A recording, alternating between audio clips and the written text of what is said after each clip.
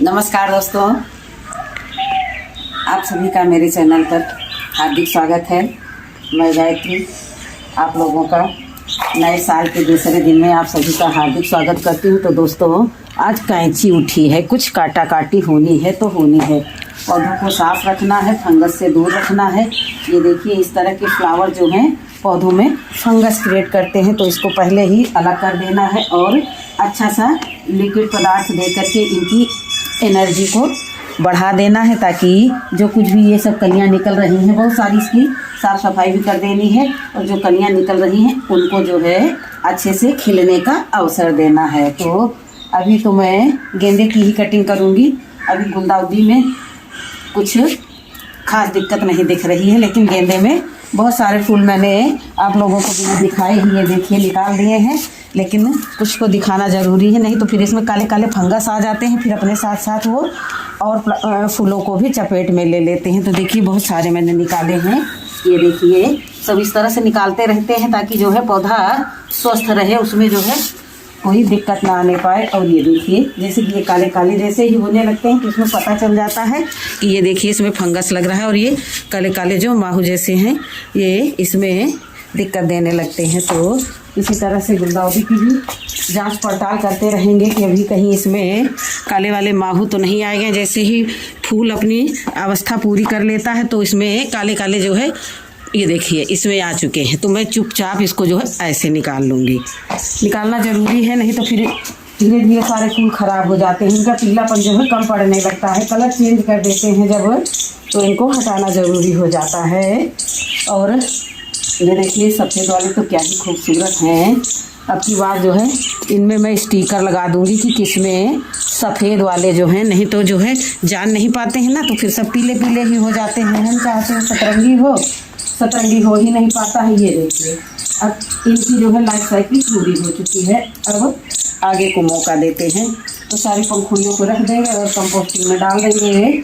वैसे तो कट करने का मन नहीं करता है, लेकिन पौधे की उम्र को देखते हुए ये सब करना पड़ता है, पौधे खराब हो जाएंगे। और कुछ पीछे के फ्लावरों की तरफ चलते हैं। पीछे मिट्टी का गार्डन है, तो पीछे के जूते चप्पल अलग रहते हैं, उनको चेंज करना बार बार पड़ता है। ये देखिए आ गए हैं, यहाँ भी मैंने गुलदाउदी लगा रखी है। एक प्रकार से ये हमारा स्टोर रूम, रिसर्च सेंटर जो कुछ भी है सब कुछ है यहीं पर।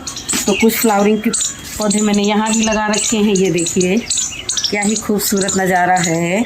स्वतः से ये निकले थे, तो मैंने जो है देखिए, मैंने किचन वेस्ट तैयार किया था, तो उसमें मैंने 2-4 कटिंगें लगा दी थी, तो सब जो है कटिंगें सक्सेस हो गई और मौका ही नहीं मिला और पॉट नहीं थे लगाने के लिए, तो इसी में ही ये कटिंगें लगी रही। और ये देखिए सब इतने अच्छे से हो गई हैं, और इसमें टोटल किचन वेस्ट भरा हुआ है।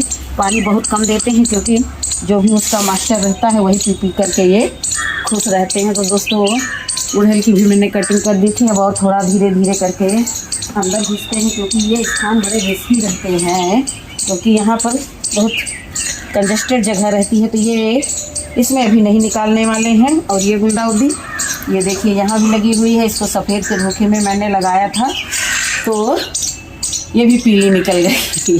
तो इसलिए स्टिक लगाना बहुत ज़रूरी रहता है। ये देखिए, ये तो फूल ओफो कितनी गड़बड़ कंडीशन में ये हो गए हैं। जहाँ तक नहीं पहुँचो, नहीं ध्यान जाता है, तो सब गड़बड़ ही हो रहता है। तो ये देखिए, तो कितने बहुत गड़बड़ हैं। ये देखिए, काट पीट करके यहाँ निकाल करके रख लिया है। और सनफ्लावर में भी अच्छी खासी फ्लावरिंग होती रहती है। सब पौधे ये अपने मन से निकले हुए हैं, किसी को मैंने लगाया नहीं है। हाँ, उखाड़ करके इधर उधर जहाँ कहीं देखा तो इनको एक सुरक्षित स्थान पर पहुँचा करके जो है अच्छे से इनको जीवन दान दे दिया। ये रंग बिरंगे ये फूलों की कमी ये कोलियस हमारी पूरी कर रहे हैं। इनको मैंने कटिंग लगाया था कि लगा दूंगी, लेकिन देख सकते हैं आप लोग रिजल्ट, और तब से देखते आ रहे होंगे। मैं ये थोड़ा नीचे से दिखाती हूँ कि ये देखिए कटिंग मैंने स्टैंड में यानी मोरंग में, जो कंस्ट्रक्शन वाली मोरंग होती है उसमें लगाया था कि इनकी रिपोर्टिंग करूँगी, जड़ें आ जाएंगी। तो बहुत सारे स्थान पे 3-4 में लगाया था, और सब जैसे तैसे ये सक्सेस हो गई और इनके जाने का भी समय आ गया।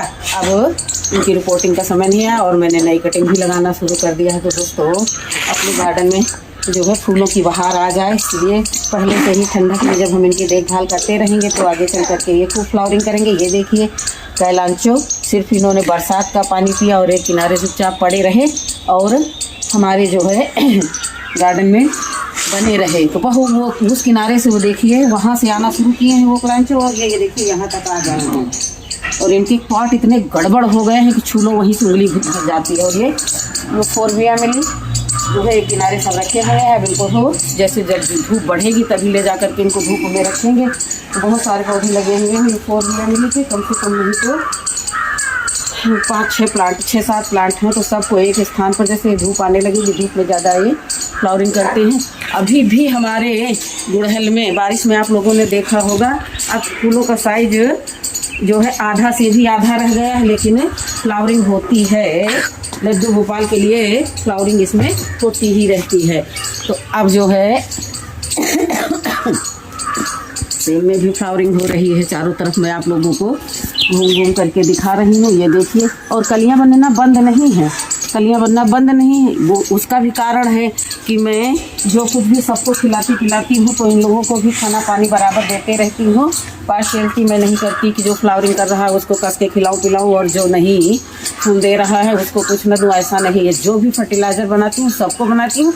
और इतने समय तो मैं हर तीसरे दिन सबको कुछ न कुछ देती ही रहती हूँ। नॉर्मल पानी तो बहुत ही कम देती हूँ, नॉर्मल पानी नहीं देती। और एक मज़ेदार बात बताऊँ आप लोगों को, मैंने लगाया था पपी के प्लांट, और पता नहीं ये पपी के प्लांट हैं कि ये धनिया के 2 बीज जग गए। तो पहले तो मैंने इनको पेपर कप में लगाया था, उसके बाद में मैंने इसमें ट्रांसफ़र किया।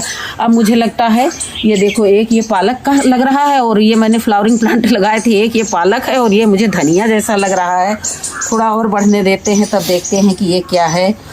तो दोस्तों इसी तरह से मेरा छोटा मोटा गार्डन जो चलते रहता है। एक बार जो पौधा लगा देते हैं उसके बीज झड़ झड़ करके अपने आप से ही हमारे गार्डन में उगते रहते हैं। इसको क्या बोलते हैं, ये सालविया है या कुछ और है, मैं तो इसको सालविया के नाम से ही पुकारती हूँ। तो इसकी मैंने बहुत सारी ब्रांचें कल कट की थी, साफ़ सफाई की थी तो कल कट थी, क्योंकि जैसे ही फूल हट जाता है तो जैसे तुलसी में मंजरी नहीं होती है, तुलसी जी की मंजरी के समान ही रहते हैं और इनमें भी बीज रहते हैं। तो वही झड़ा करते हैं और अपने आप से होते रहते हैं। 3-4 साल पहले मैंने गार्डन में इसको लगाया था, बीजों से लगाया था, मीशो से मंगा करके। सबसे पहली बार जब मंगाया था तब से ये जाने का नाम नहीं लेते हैं। और इनकी जैसे ये फूल ख़त्म हो गए तो ये ब्रांचें ऐसे काट देंगे और जितनी नई ब्रांचें आ रही हैं सब में फ्लावरिंग होगी। इसकी भी साफ़ सफाई की थी और इसकी भी की थी। और एक कहीं गुड़हल के गमले में लगा हुआ है उससे। तो अब इस मतलब ये ढीठ पौधा है, एक प्रकार से ये बहुत ढीठ पौधा है, ये गार्डन से जाता ही नहीं है। और पता नहीं ये कौन से पौधे लगाए थे, तो देखिए बड़े दुबले पतले हैं, लेकिन जो है अभी इनकी ग्रोथ नहीं हो रही है। जैसा भी है सब बढ़िया है। और अब जो है हम अपनी बात को यहीं समाप्त करते हैं और पौधों की देखभाल करेंगे, सूखे पत्ते निकालेंगे।